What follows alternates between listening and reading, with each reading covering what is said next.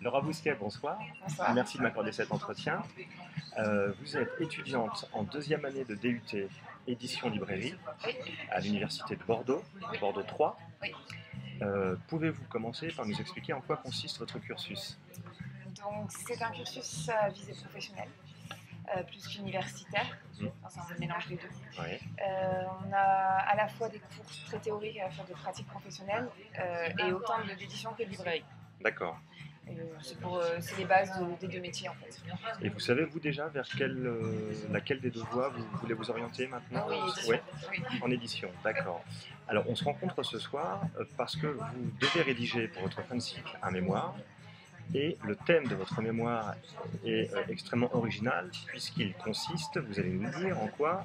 L'auto-édition sur Amazon. L'auto-édition sur Amazon, d'accord. Alors, quelles sont vos voies de recherche, je dirais, pour ce mémoire? Moi je suis partie de l'idée qu'il fallait plus avoir un point de vue orienté vers les auteurs, Oui. voir la situation actuelle pour vous. Mhm. Les difficultés que vous rencontrez, les attentes que vous avez, ce genre de choses, même si le point de vue Amazon m'intéresse aussi évidemment, mais Mhm. plus une visée vers les auteurs. D'accord. Donc vous en avez rencontré beaucoup actuellement? Deux. Deux auteurs, d'accord. Et Et le les autres, questionnaire. voilà, et les autres, vous les avez contactés en Par fait questionnaire. par écrit, c'est ça? Vous leur avez envoyé un questionnaire Oui. et vous avez collecté au jour d'aujourd'hui combien de... 21 réponses, 21, 22 à peu près. D'accord. Il y a déjà un profil d'auteur qui se dégage sur ces 21 réponses ou... Deux Ouais. profils. Ceux qui le prennent plus un côté amateur, comme un Ouais. passe-temps. Enfin, ils ne le déclarent pas, mais bon, c'est ce que j'en ai retenu. Mhm. Et après, un côté plus professionnel, Mhm. qui utilise des logiciels très professionnels, des techniques de marketing professionnelles aussi, qui a parfois une expérience dans l'édition. Ouais. Il y a vraiment deux profils assez clairs selon moi et je compte baser mon travail pas mal sur cette distinction. D'accord. Et alors, il me semble, mais peut-être que je me trompe, là vous allez me dire, que c'est un phénomène assez neuf, en fait, assez nouveau, que des étudiants en édition, en librairie, s'intéressent au phénomène de l'édition indépendante. Est-ce que d'autres étudiants planchent sur ce même sujet ou est-ce que vous êtes la seule à Bordeaux pour l'instant à faire ça? Et comment ça s'est fait? Comment vous avez eu l'idée? Là, dans ma classe, je suis la seule. Après, je ne sais pas dans les autres unités de France. Il y a à peu près 6 unités et on ne sait pas trop les sujets de mémoire des autres. D'accord. Je sais que l'an dernier, il y a eu un mémoire sur. Elle n'a pas tourné à part auto-édition, elle a dit quelque chose, la mise en ligne numérique ou des choses comme ça. Mais c'était très centré sur My Major Company, les forums d'entraide, de correction, Ouais. des choses comme ça. Elle parlait pas beaucoup d'Amazon, presque pas. D'accord. Donc je pense que je suis la seule à le faire sur Amazon en tout cas. D'accord. Je n'ai pas entendu parler d'autres mémoires. Ah si, je sais qu'une autre, l'an dernier aussi, elle a fait sur Public.net, mais c'est pas de l'auto-édition, mais D'accord. il y en a sur l'édition numérique, mais pas tellement sur l'auto-édition, je pense. D'accord. Et vous avez rencontré déjà des gens d'Amazon? Oui, Oui. Marie-Pierre Sangois. D'accord, donc en fait, là pour l'instant, vous avez vu des auteurs indépendants, les responsables des e-books sur Amazon. Oui. Et je voulais vous demander quel est votre avis, enfin quel avis portent les professionnels du livre, c'est-à-dire les éditeurs, les libraires, sur le phénomène de l'édition indépendante. Est-ce que vos enseignants, par exemple, qui sont tous des professionnels du livre, vous en parlent un peu? Quel est leur avis et quel est votre avis à vous, puisque c'est un phénomène assez neuf? Le seul de mes enseignants qui m'en ait vraiment parlé, c'est mon directeur de mémoire, Mhm. qui est un ancien éditeur. D'accord. Lui a un avis assez contrasté. D'un côté, il pense qu'il y a une partie sous littérature, mais de l'autre, il m'a dit que c'est plutôt pas mal pour les éditeurs parce qu'on n'a pas à faire la publicité. On récupère des auteurs qui se sont faits eux-mêmes. Donc c'est de la facilité pour nous, il m'a expliqué.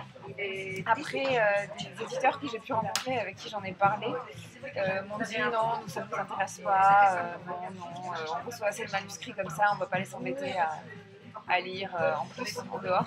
Si quelqu'un veut être publié chez nous, autant qu'il envoie son manuscrit, c'est pareil. Donc il n'y avait pas trop de dialogue possible. Mais après, j'ai eu beaucoup de ah oui, ton sujet, c'est assez intéressant, mais par des éditeurs que j'aime. D'accord. Donc des assistants d'édition. Des assistants d'édition qui seront donc de futurs éditeurs et qui sont peut-être déjà un peu plus versés, eux, au numérique et qui sont un peu plus à l'aise avec ces technologies, peut-être. Oui.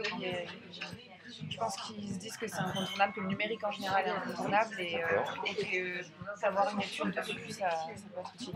Et alors, votre avis à vous, quel est-il à ce sujet? Bon, je pense que vous avez une formation littéraire extrêmement classique, en fait. Le livre papier à tout crin et les auteurs, ce qu'on appelle les grands auteurs. Mais du coup, maintenant que vous êtes plongé dedans, dans l'édition indépendante et dans l'édition numérique, qu'est-ce que vous en pensez? Ou qu'est-ce que vous commencez à en penser? J'ai pas d'avis forcément très tranché.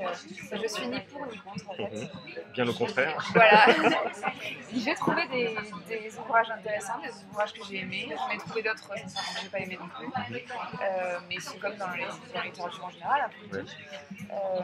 Après, je trouve ça bien que des personnes aient le courage, que j'aurais pas moi forcément, de mettre leurs écrits en ligne, de se confronter aussi directement à la vie des lecteurs. Il n'y a pas le filtre de l'éditeur, donc ça je l'admire vraiment. D'accord. Mais ensuite, j'ai un avis un petit peu plus contrasté sur certaines peut-être méthodes d'Amazon, mais ça c'est, je pense, un ressentiment général du métier du livre. Mais qui est justifié selon vous, et qu'est-ce qui fait qu'il y a ce ressentiment justement à l'égard d'Amazon ou peut-être d'autres grands vendeurs en ligne comme ça? Qu'est-ce qui fait que ça effraie finalement ces grandes structures à votre avis? Je crois que déjà d'un côté il faut bien avoir un ennemi et que ça arrange un petit peu tout le monde de mettre un nom sur ce qui ne va pas. Bon là c'est Amazon, je mets tout le site de la FNAC, voilà. Après, bon, c'est sûr que c'est assez difficile économiquement pour nous, enfin, surtout pour les libraires, mais pour les éditeurs aussi, c'est pas la grande joie. Vu qu'Amazon leur semble et d'ailleurs une grande puissance internationale, on se demande bien quel poids est-ce que nous on peut avoir comparé à quelque chose d'aussi important. Et je pense que le problème là, ça dépasse le cadre de mon mémoire. Les libraires ont du mal à voir leur propre valeur, ce qu'ils peuvent ajouter, un petit plus. Et après, pour revenir à l'auto-édition, je me suis demandé si les éditeurs se sentaient menacés. Ils ont tous répondu que non. Donc c'est plutôt une bonne nouvelle. Eux, mais ils avaient un petit côté des migrants. Bon, pour le moment, peut-être que vous ne vous sentez pas menacés. Peut-être qu'après, je sais pas, j'essaye d'avoir des visions, une vision un petit peu plus large. J'essaie d'imaginer ce qui est possible pour la suite de l'auto-édition. Je ne sais pas si au final c'est mieux de se tourner vers l'édition normale. Et les éditeurs traditionnels qui avaient cette vision un petit peu dénigrante de l'édition indépendante, à votre avis, c'est pour une question de qualité, ou ils pensent que les livres proposés par les auteurs indépendants sont pas bons, sont pas des vrais livres, ils pensent que leurs prix sont trop bas, ou à quel niveau ça se situe C'est une question de qualité, je pense. D'accord. C'est ce qu'ils m'ont tous répondu et je ne vois pas pourquoi je remettrais en ce qu'ils m'ont dit, c'était assez clair. Ils ont encore cette image de l'auto-édition et de l'édition à compte d'auteur assez médiocre pour eux. L'auteur refusé par tout le monde, qui va là en désespoir de cause.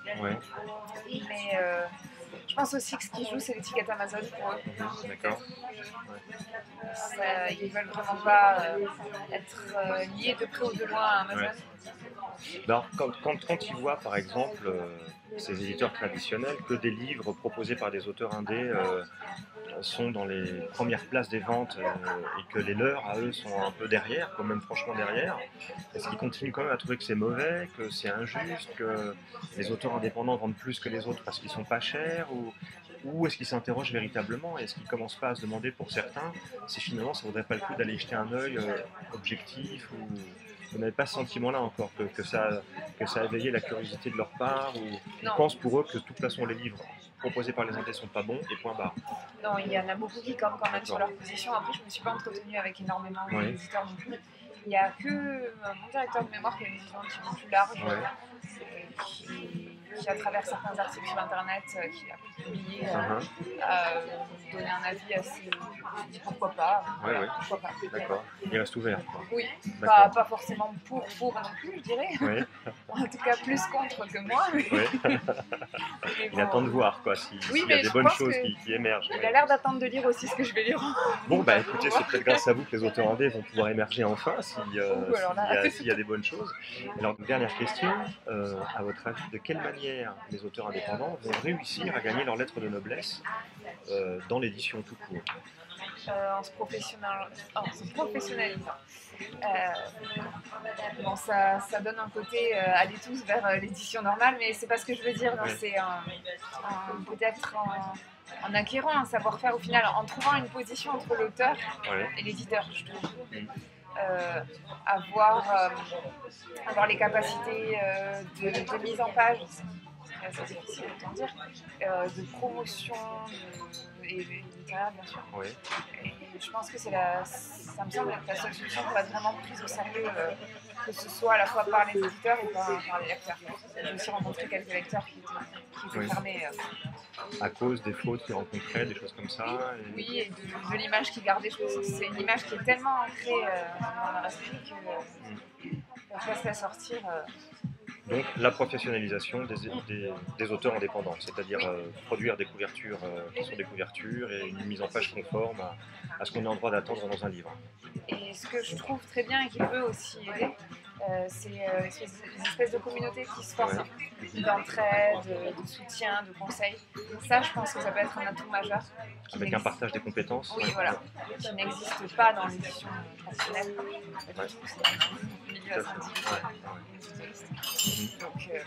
Donc la solidarité, et l'entraide et le Ouais. partage des compétences. Oui, Bon, eh ben, écoutez, on va finir sur ces bonnes paroles. Merci à vous pour cet entretien. Merci à vous. Bonne chance pour votre mémoire. Merci. On croise les doigts. Et Oui. puis à bientôt. À bientôt. Au revoir.